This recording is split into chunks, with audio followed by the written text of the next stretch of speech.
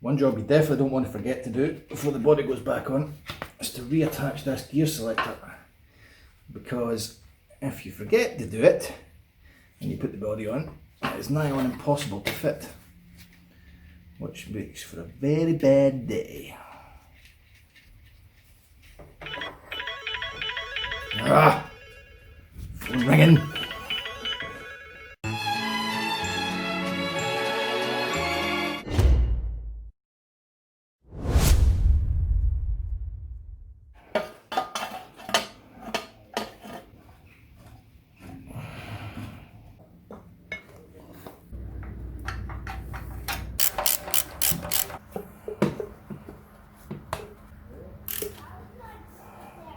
Well, that's the engine flung in. I guess the next thing to do is open my other box of presents.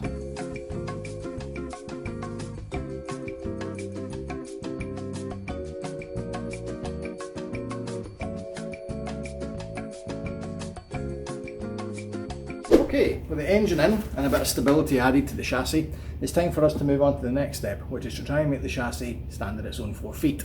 So to do that, we're going to have to start reassembling all of the suspension. We have a full poly bush kit to go in this, and I've just had a wee unboxing because I thought we probably should make sure that this kit, all the bushes go in the right places. So I've pulled them all out, and the kit has 2 small bobbins, which as far as I can work out are for those short wee guys on the top rear wishbones, and 20 of these. Now, I wasn't really paying that much attention when I pulled them all out, but I presume every other suspension bush is the same size.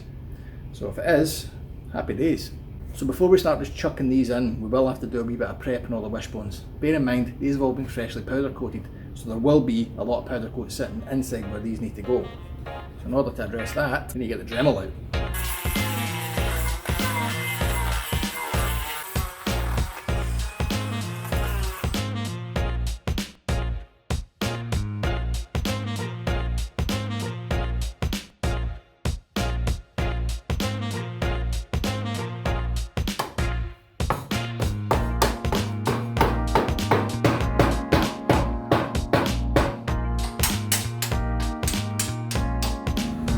Go.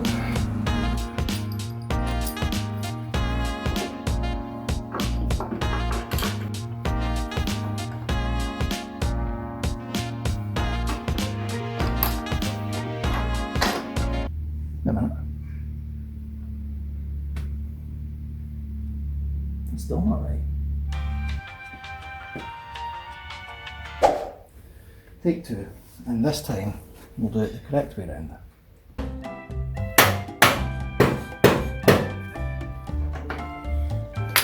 Lovely. I'm also going to leave this guy loose, so I'll need to double check where my caster was, which is this shim. I've got a funny feeling that might be on the wrong side, but we'll nip them up once we know. The lower ball joints are a lot simpler. There is no caster adjustment or anything on them, they just bolt in. However, if you're replacing the bolts, be aware, especially if you've got like the old 3 style ones like me, 2 short ones and 1 long one up the back, and it drops in like this.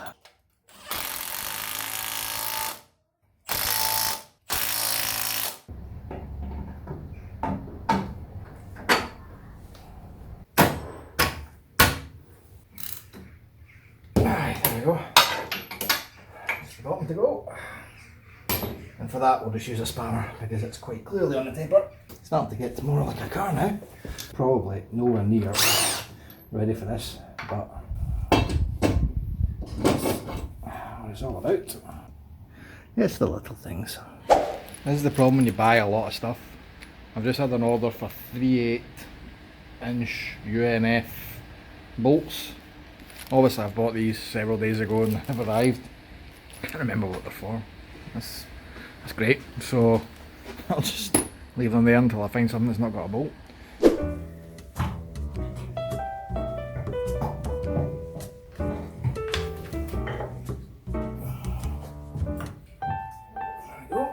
One lovely clean rack back in. And just because I'm a baller, we've got new shiny bolts. So if you cast your mind back, you remember the lower rear arms were tricky little things. Maybe a bit tricky to put them back together again. So What you want to look for before you go assembling things and make mistakes, like I've done numerous times already, is your anti-roll bar plate. It needs to be in the top of the wishbone, facing the front of the car. That means this is our driver's side or offside. So we're going to start putting this one back together again, nice and simple. That's our new threaded toe adjuster, and this is the rod. So you want the flats to go into the base of here, like that, and a lock nut. And that whole assembly will thread into the wishbone. This doesn't leave you in obviously when you thread it, but that's how the assembly should look. Right, we've started the thread. Now what we're going to need to do is get some grease on it. Right, now on the way out I did make sure to count how many threads were shown, so I'm going to try and replicate this, but we're not a million miles out and toe in the back. So we're looking for 7 up to the flat. Oh, that's 4. Now, remember this guy?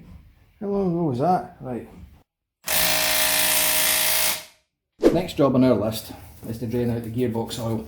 Not that there's going to be much left, because just about every episode I've filmed so far has shown some of it dripping on the floor. Before you drain the box oil, always crack the top level plug, because what this will do is ensure that when you drain all the oil out, you'll be able to get oil back in it.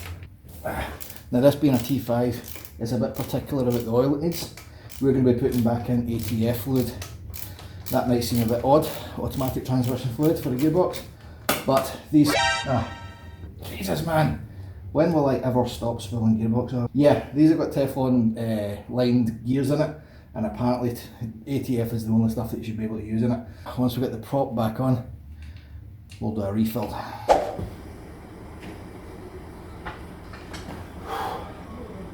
That's not getting any lighter. Out.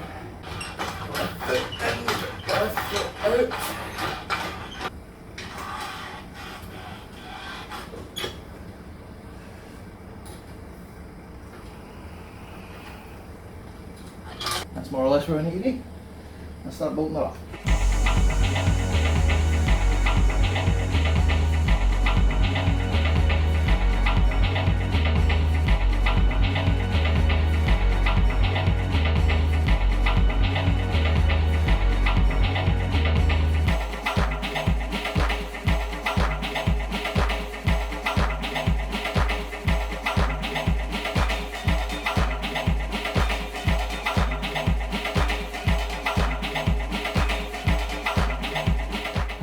So that was a lot of swearing.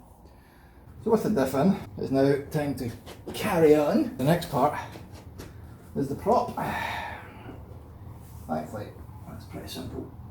But they ain't got any nuts, which probably says a lot about my train of thought. When I took it off, which was, these are shagged, don't use them again, throw the nuts away. Oh, no, wait a minute, I found them. They're on the prop, you utter helmet. 2. Funnel with a length of hose. Don't forget to put in the drain plug, otherwise you will have a bad day. Yeah, that's it. And we are full. Diff done, gearbox done. Obviously the engine will also be done before we turn the key. To put the outer hub on, it's probably going to make life easier if this doesn't move much. So I'm going to put a brace under it, and I'm probably going to chuck the spring back on. Whether or not that's the right decision is yet to be seen. So the top one in, or bottom one, is sitting ready to go.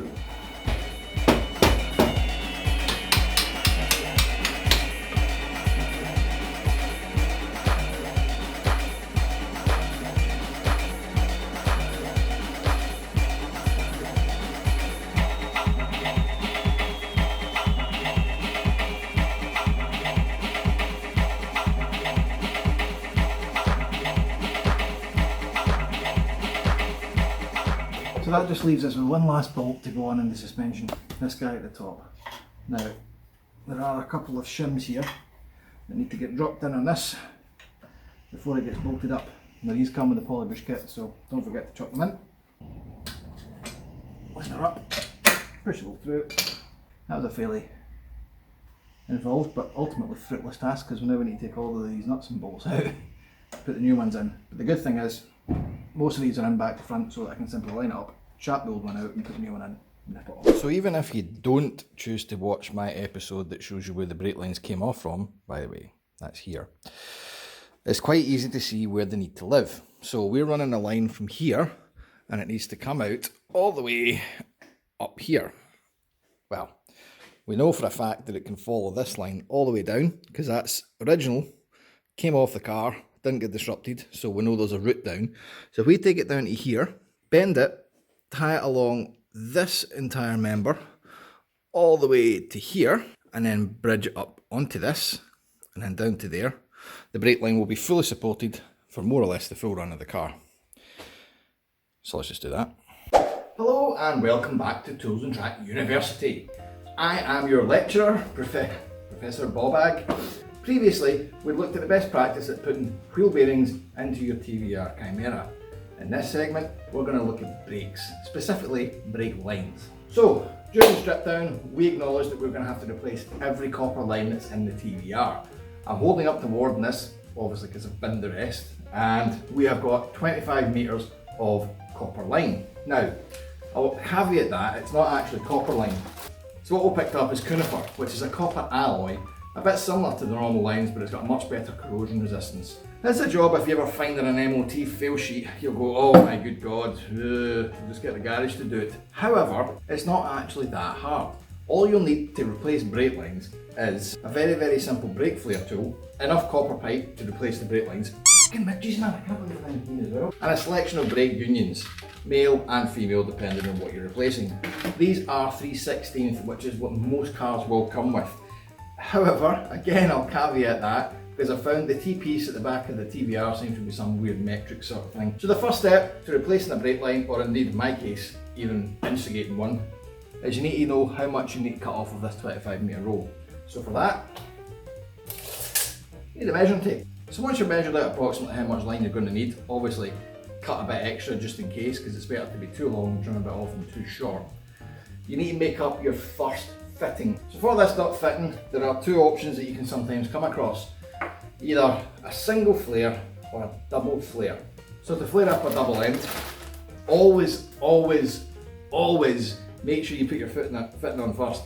If you're doing the first out of the two flares, obviously one on each end, it won't really matter too much. But when you do the second, that's almost always where you're going to forget to put this on.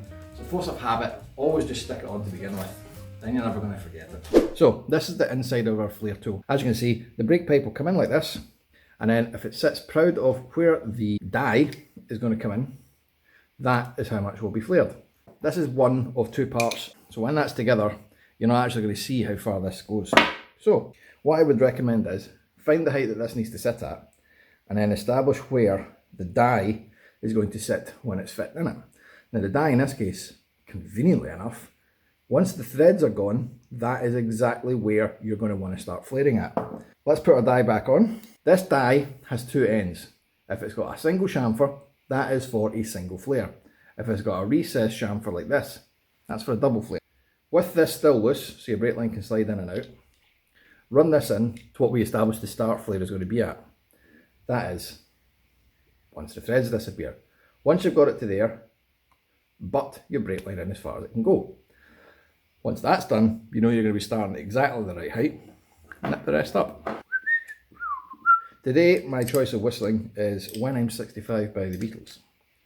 If you would like to put requests for my banal whistling in future episodes, hit me up in the comments below. Put it right up. If it's not tight, as you run in this thread, it's going to end up pushing the brake line back out. Ooh. Okay. Crack that off. Crack this off. And crack that one off. You'll know you've flared it if it doesn't pull out. Yeah, that's good. And what you'll be left with is something like this.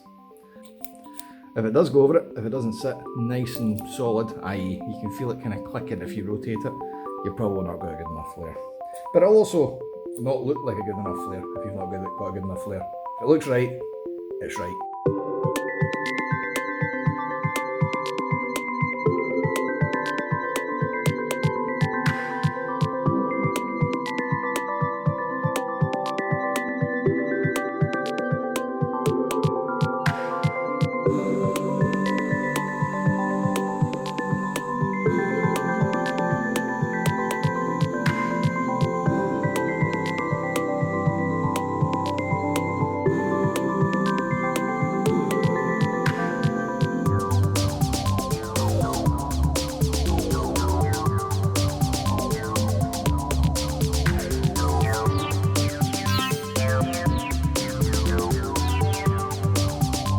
lot of folk probably know this, but in case you don't, a little top tip when it comes to trimming cable ties. These are what's called side cutters, cut in a nice straight line.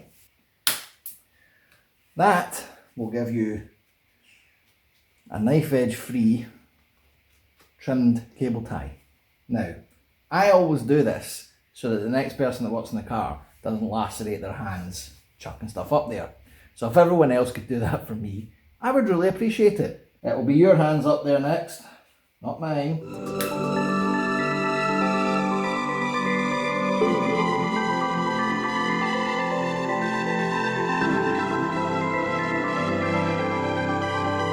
Just had a wee delivery in, and we've got all of the new bolts for the suspension on, so they've been buzzed in, which, as I said, was a fairly simple process.